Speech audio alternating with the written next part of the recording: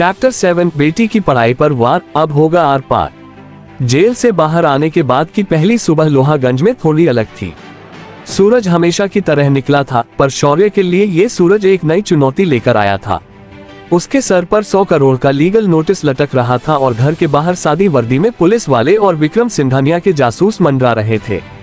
वो शौर्य की एक गलती का इंतजार कर रहे थे, बस एक सबूत की शौर्य ही एस है, और फिर खेल खल्लास। लोहागंज के उस छोटे से कमरे में शौर्य पीहू के बाल झाड़ रहा था। पीहू आज बहुत खुश थी। उसने अपनी नई स्कूल यूनिफॉर्म पहनी थी, सफेद शर्ट और नीली स्कर्ट। दिग्विजय श्रॉफ के कहने पर पीहू का एडमिशन शहर के एक ठीक ठाक स्कूल में हो गया था। पापा, मैं स्कूल में क्या बोलूं?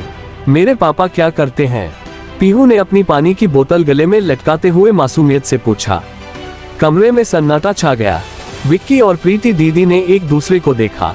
एक बाप जो दुनिया के लिए एक अपराधी और कबाड़ी है, वो अपनी बेटी को क्या बताए।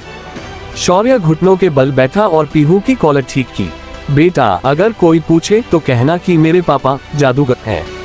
वो टूटी हुई चीजों को जोड़ते हैं। और हाँ, अगर कोई तुम्हें परेशान करे तो डरना मत, बस पापा का नाम याद करना। शौर्य, बाहर देख, विक्की ने खिड़की से झांकते हुए धीरे से कहा। वो काली एसयूवी फिर से खड़ी है और नुक्कड़ पर वो चाय वाला। वो पुलिस का खबरी है। वो तेरी हर हरकत पर नजर रख रहे हैं। अगर तूने लैपटॉप भी खोला तो वो आईपी एड्रेस ट्रैक कर लेंगे। शौर्य खड़ा हुआ। उसके चेहरे पर एक शातिर मुस्कान थी। विक्की, वो देखना चाहते हैं कि एस कौन है ना? तो चलो आज उन्हें दिखाते हैं। आज रात एक नया खेल होगा। कैसा खेल भाई? तू गा नहीं सकता, तू अपलोड नहीं कर सकता। रायचंद ने साफ कहा है कि अगर ये साबित हो गया कि तू ही एस है तो बेल कैंसिल हो जाएगी, विक्की ने घबराते हुए कहा। यही तो मजा है विक्की। आज रात एस का नया गाना रिलीज होगा, ठीक 9 बजे। पर 9 बजे मैं और तू, हम दोनों पुलिस वालों के ठीक सामने होंगे, जहां न कोई लैपटॉप होगा और न कोई इंटरनेट, शौर्य ने अपनी आंखों में चमक के साथ कहा। प्रीति दीदी घबरा गईं। शौर्य, फिर से कोई पागलपन नहीं। 100 करोड़ का कर्ज है हम पर। दीदी, कर्ज उतारने के लिए ही तो रिस्क लेना पड़ेगा।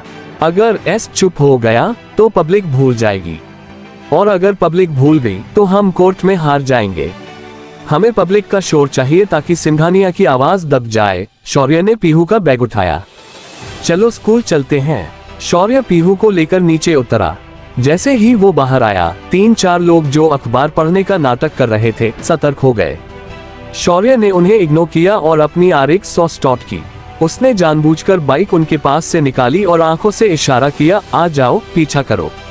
पीहू को स्कूल छोड़ने के बाद शौर्य सीधा विक्की के साथ एक पुराने साइबर कैफे में नहीं, बल्कि शहर के एक मशहूर मंदिर इस्कॉन टेम्पल की तरफ गया। सिंघानिया के जासूस हैरान थे। उन्हें लगा था कि शौर्य किसी स्टूडियो या गुप्त जगह जाएगा। शौर्य मंदिर की सीढ़ियों पर बैठा। उसके पीछे जासूस भी प्रसाद की लाइन में लग गए। शौर्य ने विक्की के कान में कहा, प्लान बी एक्टिवेट कर। सर्वर टाइमर सेट है ना? हाँ भाई, रशिया वाले VPN से शेड्यूल कर दिया है। ठीक 9 बजे गाना ड्रॉप होगा। पर अगर उन्होंने IP ट्रैक कर लिया तो? विक्की ने पसीना पोंछते हुए पूछा। ट्रैक करने दे। IP एड्रेस रशिया का आएगा और उस वक्त हम यहाँ सबके सामने कीर्तन में बैठे होंगे। वो कोर्ट में साबित ही नहीं कर पाएंगे कि मैंने गाना अपलोड किया है। इसे कहते हैं एलिबाई। शौर्य मुस्कुराया। शाम के 8:30 बज रहे थे। विक्रम सिंघानिया अपने आलीशान ऑफिस में बैठा था। उसके सामने 3 बड़ी स्क्रीन्स लगी थीं। एक पर शौर्य की लाइव लोकेशन दिख रही थी जो उसके जासूस भेज रहे थे, दूसरे पर इंटरनेट का ट्रैफिक मॉनिटर हो रहा था और तीसरे पर वरुण बैठा था। डैड, वो मंदिर में बैठा है। पिछले 2 घंटे से हिला भी नहीं है। मुझे लगता है वो डर गया है, वरुण ने हंसते हुए कहा। शौर्य डरने वालों में से नहीं है वरुण। वो कुछ खिचड़ी पका रहा है। अपनी साइबर टीम को अलर्ट रखो। जैसे ही इंटरनेट पर एस की कोई भी हलचल हो, उसका सोर्स पता करो, विक्रम ने सिगार पीते हुए कहा। आज रात मैं उसे रंगे हाथों पकड़ना चाहता हूँ। घड़ी की सुई 8:55 पर पहुंची। शौर्य मंदिर के हॉल में था। वहां आरती चल रही थी। उसने अपना फोन जानबूझकर अपनी जेब से निकालकर सामने रख दिया था ताकि जासूस देख सके कि वो फोन इस्तेमाल नहीं कर रहा है। उसने दोनों हाथ जोड़ रखे थे और आंखें बंद थीं। जासूसों ने विक्रम को मैसेज किया, टारगेट क्लीन है, कोई डिवाइस नहीं है। घड़ी में ठीक 9 बजे। अचानक इंटरनेट पर एक भूचाल आया। यूट्यूब, स्पॉटिफाई, इंस्टाग्राम, हर जगह एक साथ नोटिफिकेशन गया। As the shadow drops, jail का जवाब, जेल का जवाब। विक्रम सिंघानिया की कुर्सी हिल गई। क्या अभी? ट्रैक करो इसे, कहां से अपलोड हुआ है? साइबर एक्सपर्ट्स की उंगलियां कीबोर्ड पर दौड़ने लगी। सर, अपलोड हो गया है, लाखों व्यूज आ रहे हैं। पर लोकेशन क्या है बेवकूफों? विक्रम चिल्लाया। Sir, location saint Petersburg, Russia दिखा रहा है। ये कोई ऑटोमेटेड सर्वर है, इसे किसी ने पहले से सेट किया था। विक्रम ने गुस्से में अपना ग्लास दीवार पर दे मारा। स्क्रीन पर शौर्य की लाइव फुटेज चल रही थी। वो मंदिर में शांति से आरती ले रहा था। उसके हाथ खाली थे। ये कैसे हो सकता है? वो वहां बैठा है और गाना रशिया से अपलोड हो रहा है। वरुण चिल्लाया। गाना बजना शुरू हुआ। इस बार म्यूजिक में गुस्सा नहीं बल्कि एक व्यंग्य सार्काज़म था। लिरिक्स सीधे सिस्टम और अमीरजादों के मुंह पर तमाचा थे। तुमने बांधी बेड़ियां, मैंने पंख उगा लिए। तुम ढूंढते रह गए सबूत, मैंने शहर नचा दिए। ये 100 करोड़ का कागज तेरी रद्दी है सरकार।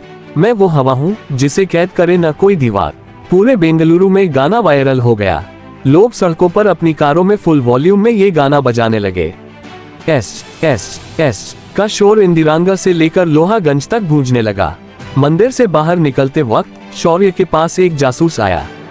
वो बौखलाया हुआ था। तूने ये कैसे किया? तू तो यहाँ था। शौर्य ने अपनी जेब से एक सिक्का निकाला और उस जासूस के हाथ में रख दिया। जा, अपने मालिक को दे देना, कहना कि ये चंदा है और उसे बता देना कि ऐसा कोई इंसान नहीं, एक सोच है और सोच को हथकड़ी नहीं लगती। शौर्य और विक्की बाइक पर बैठकर निकल गए। जासूस वहीं खड़ा रह गया, लेकिन असली ड्रामा अभी बाकी था। जब शौर्य घर पहुंचा तो पीहू जगी हुई थी। वो बहुत डरी हुई लग रही थी। प्रीति दीदी उसे गोद में लिए बैठी थी। क्या हुआ दीदी? शौर्य ने घबरा कर पूछा। शौर्य, स्कूल से कॉल आया था। प्रीति की आवाज कांप रही थी। प्रिंसिपल ने कहा है कि वो पीहू का एडमिशन कैंसिल कर रहे हैं। किसी ने स्कूल बोर्ड पर दबाव डाला है। उन्होंने कहा कि वो क्रिमिनल बैकग्राउंड वाले परिवार की बच्ची को नहीं पढ़ा सकते। शौर्य का खून खौल उठा। विक्रम सिंघानिया, वो कोर्ट में नहीं जीत पाया तो उसने एक मासूम बच्ची के स्कूल पर वार किया। मैं अभी जाता हूँ स्कूल। शौर्य मुड़ा। रुक जा शौर्य, विक्की ने उसे पकड़ा। अभी रात है, स्कूल बंद है और अगर तू वहां जाकर लड़ा तो वो इसे गुंडागर्दी साबित कर देंगे और तेरी बेल कैंसिल हो जाएगी। यही तो वो चाहते हैं कि तू कोई गलती करे। शौर्य ने दीवार पर मुक्का मारा। उसके हाथ से खून रिसने लगा। तो मैं क्या करूं? मेरी बच्ची अनपढ़ रहेगी क्योंकि उसके बाप ने सच बोलने की जुर्रत की। तभी शौर्य का फोन बजा। अनन्या का कॉल था। शौर्य, मैंने अभी पापा से बात की। सिंघानिया ने पीहू के स्कूल को भारी डोनेशन देकर उसका नाम कटवाया है। ये बहुत घटिया चाल है, अनन्या ने कहा। अनन्या, मुझे समाधान चाहिए, हमदर्दी नहीं, शौर्य ने सख्त आवाज में कहा। समाधान है, लेकिन ये रास्ता और भी मुश्किल है, अनन्या हिचकिचाई। बेंगलुरु में एक रॉयल म्यूजिक स्कॉलरशिप होती है। ये सिर्फ उन बच्चों को मिलती है जिनमें गॉड गिफ्टेड टैलेंट हो। अगर पीहू ये स्कॉलरशिप जीत जाती है तो देश का कोई भी स्कूल उसे मना नहीं कर सकता, चाहे सिंघानिया कितना भी जोर लगा ले। ये स्कॉलरशिप सीधे गवर्नर के अंडर आती है, लेकिन पीहू तो अभी सिर्फ 4 साल की है, वो क्या परफॉर्म करेगी? शौर्य ने पूछा।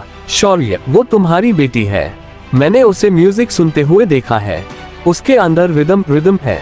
ऑडिशन परसों है। अगर तुम उसे तैयार कर सको तो ये सिंघानिया के गाल पर सबसे बड़ा तमाचा होगा। शौर्य ने फोन काटा और पीहू की तरफ देखा। पीहू अपनी गुड़िया से खेल रही थी और धीरे धीरे एस का नया गाना गुनगुना रही थी। उसके सुर वो बिल्कुल पक्के थे। शौर्य के चेहरे पर एक नई उम्मीद जागी। उसने पीहू को पास बुलाया। बेटा, क्या तुम पापा के साथ एक गेम खेलोगी? हम दोनों मिलकर गाना गाएंगे। पीहू की आंखें चमक उठी। सच में पापा? माइक पर? हाँ, बहुत बड़े माइक पर, और वो गंदा अंकल देखता रह जाएगा। शौर्य ने पीहू को गले लगाया। शौर्य ने अपनी डायरी निकाली। चैप्टर 7 का सबक, दुश्मन जब घर के दरवाजे बंद करे तो खिड़की से नहीं, छत तोड़कर निकलना चाहिए। उसने विक्की की तरफ देखा। विक्की, स्टूडियो सेटअप कर। इस बार एस अकेला नहीं गाएगा। इस बार बाप बेटी की जोड़ी स्टेज पर आग लगाएगी। सिंघानिया ने स्कूल बंद करवाया है ना, मैं पीहू के लिए पूरा एजुकेशन सिस्टम हिला दूंगा। लोहागंज की रात गहरी थी, पर शौर्य के कमरे में आज फिर से रोशनी जल रही थी। एक नई जंग की तैयारी शुरू हो चुकी थी। विक्रम सिंघानिया ने सोचा था कि वो एक बच्ची को स्कूल जाने से रोक लेगा, पर उसे नहीं पता था कि उसने एक जूनियर सुपरस्टार को जगा दिया है। बाहर खड़ी पुलिस की गाड़ी में बैठे जासूस ने विक्रम को रिपोर्ट दी, सर, लाइट फिर से जल गई है, कुछ तो हो रहा है। विक्रम ने फोन पर चिल्लाया, नजर रखो, इस बार वो बचना नहीं चाहिए।